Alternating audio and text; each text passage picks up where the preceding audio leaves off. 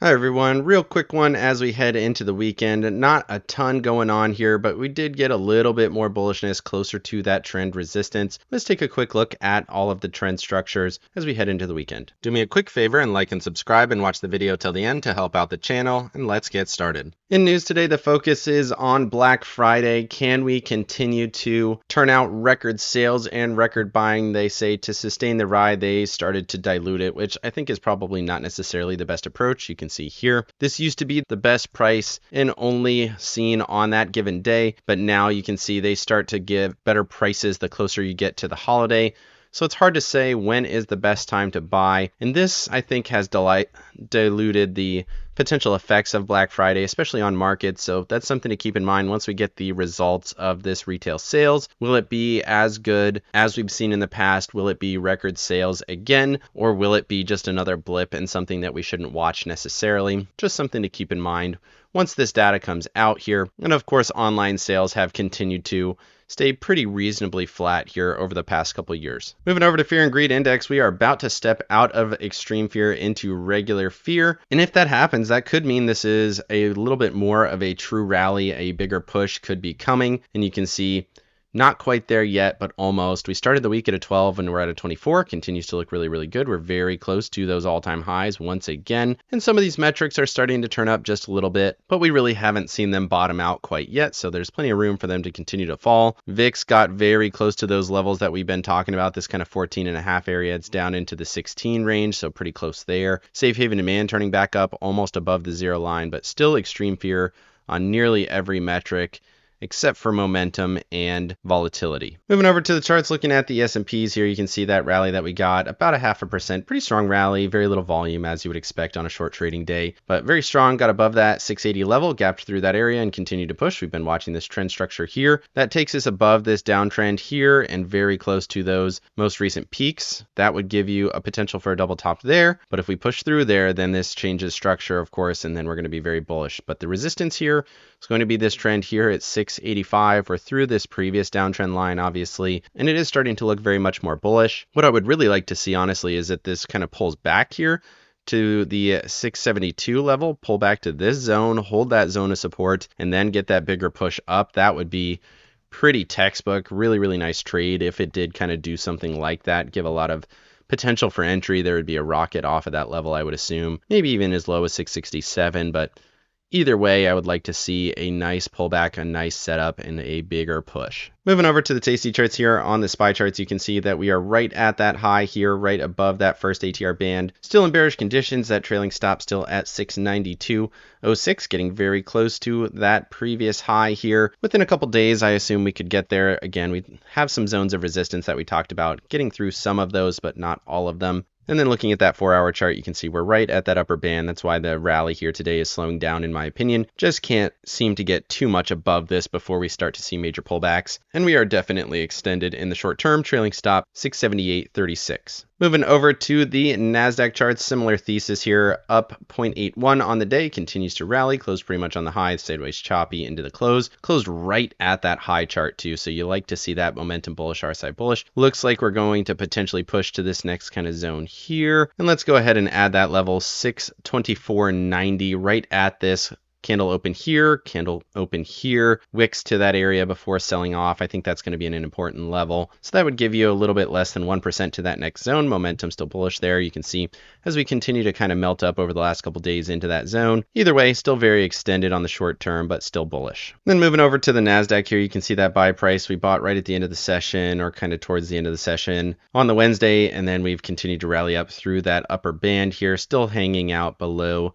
the upper band and that 8 EMA. So support is 616.86 currently, and then that upper band sitting at 619.75, giving you a little bit of boundaries to work with. You can see the momentum did turn bearish there after this has kind of rallied for a while. See a lot of bullish momentum, but now we flip to bearish. We'll see if we get any kind of follow through on that over the next couple trading days. Moving over to the Russell, what a week. Absolutely massive week here for the Russell. Back to back to back to back super bullish days. Pushing towards that trend resistance here. You can see that zone is going to be around the 250 area. Looks really, really strong, way stronger than I would have expected, but it continues to look bullish. Momentum bullish, RSI bullish, really across the board. And you can see even the Dow getting through that trend structure that we were watching here On the Wednesday, gapped that level and then continued to stay bullish here. So that would give you a potential kind of zone in here up around kind of 490 to 495 area. Moving over to Apple and Microsoft, you can see Apple up about 0.5%, continues to give record closes, not record highs, but record closes here. So that's good. Momentum bullish. Again, volume not doing it. And then Microsoft, good candle there, 1.34%. Got through that 8 EMA. 21 is going to be the next resistance here around 498. Momentum still stepping to bullish. RSI still a little bit bullish. Moving over to Tesla and NVIDIA. Tesla got through that trend structure, closed above it, hit that 55 EMA. It's kind of stuck in the zone of resistance like we kind of thought that it might be, but if it gets to 450, then I would expect this to break out here. Consolidation, pulled back, found support, rally out. You would expect this to push here, and then looking at NVIDIA, continues to fall. Interesting, definitely relative weakness, something we haven't seen from NVIDIA in a long time. Down 1.81%. I would expect this to fall back down to that 144 EMA. Around 168.78. Moving over to Amazon and Broadcom. Broadcom is really the best on the board here. It's been massive over the last couple days. Broke clean through this trend structure here. Retested it. Big continuation. Closed on the high. Record highs. Just continues to break out here in price discovery. Above that 400 area now. Momentum bullish. RSI almost overbought, but continues to look really, really strong on Broadcom.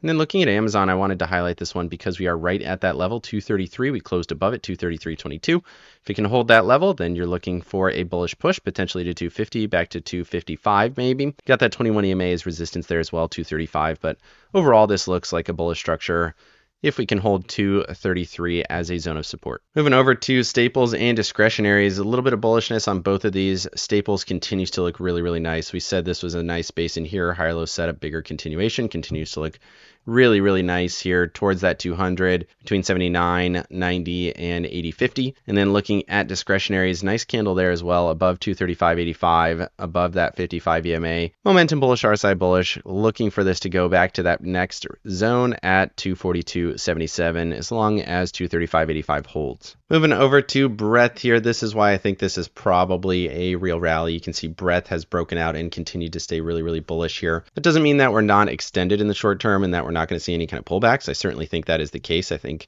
if we see a pullback, it will be an awesome buying opportunity. I do think that will be the nice setup, and I do think it will be coming over the next couple days. Definitely extended short term. Want to see that pullback, and then we'll get that bigger push. Moving over to the dollar. Dollar does not look nearly as good here. We've had a couple of days of bearishness in a row. Kind of looks like a double top here, which is concerning. We're below the short-term EMAs. We're back below that level. Momentum bearish. Don't love any of that, but given all of that, it actually has held up fairly well. You can see the doji candle and then basically unchanged to today. Very little volume on the day, even on the global markets. So I'd like to see this hold here as a potential higher low. And then it's not impossible that this still holds structure. It's not broken quite yet. But again, doesn't look super great. You can see came into the zone, sold off from that area. Don't love that. Moving over to bonds, J&K kind of pausing at the level, 97.69. Is this the zone where we start to see just a little bit of a pullback, maybe down to 90, 97 area? Momentum, still bullish, RSI still bullish. TLT pulling back just a little bit as well. Not expecting that to really give any kind of indicators, but if it pulls back to here, kind of around 89, 70, and then it kind of holds that area, that would be interesting. Give you a low, kind of higher low setup, looking for this to push back to 92. I still believe this will ultimately go to this kind of 100 to 102 area back towards this previous high from September. I think that would be the opportunity here. And you can see structurally over the medium term, there is a solid base here with a base, rally out, kind of base here, holding that structure, looking for this to drive higher. I still think that's possible, but it has been hesitating for a little while now. We've been here since kind of end of August. Moving over to the VIX. VIX has fallen back towards this low here from the middle of October. That was around kind of 1580. Low of day was around kind of 1580. That is why I think we're probably getting set up for at least a little bit of a bounce here and probably a higher low setup. And then we'll see the VIX crater back down to these lows here. Momentum bearish, RSI still bearish, but we're getting into the zone where we're probably going to see a little bit of a bounce. We're just super extended really across markets. Moving over to my accounts, I had these covered calls on for the day 6/16 for just about $2 credit, so max profit there was just short of 618, and we closed pretty much on it. You can see 618.50 was the bid at the close. Obviously this is a little bit wide on the bid ask. You can see 619.19, so didn't get all of the profits on that, but I decided to let these go just because markets did look